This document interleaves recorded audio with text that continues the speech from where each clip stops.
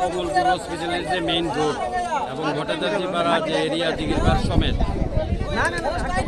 এই ভট্টাচার্যপাড়াতে একতা সংঘ ক্লাবের সঙ্গে নিকটে রেমেলের টাইমে যে সময় সারা ভারতবর্ষে ঝড়ের সতর্কতা জারি করছে, ঠিক ওই সময়টাতে মেইন রোডটারে রাতের অন্ধকারে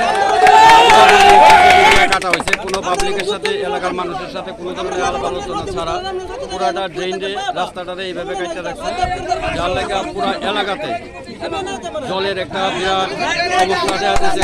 বাড়ি ঘরে বাজারে সমস্ত জায়গাতে জল। এই হসপিটাল রোডে শয়ে শয়ে রুগী যাইতে পারে না, স্কুল ছাত্ররা যাইতে পারে না।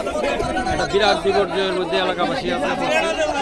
মহকুমা প্রশাসনের কাছে আমরা এটাই আবেদন, এবং পিডব্লিউডি কীভাবে এই অর্ডার জারি করলো পুরোটা রোডে একইভাবে কাটটা দেওয়ার লেগে রাতের অন্ধকারে, এটা আমরা কেউই জানি না।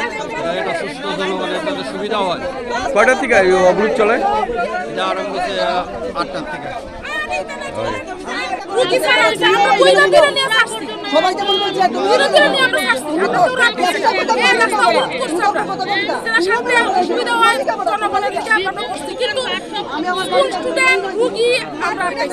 কেন অবরোধটা করছেন?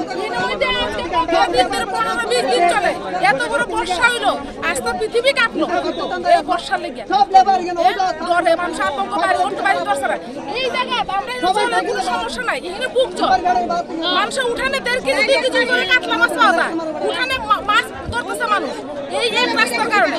এর মধ্যে রাত্র তারা এসে না দিয়া পাইপ লাইনটা কেটে দিয়ে গেছে। ঠিক রাত্রেবেলা কাজ করলে বুঝছে না।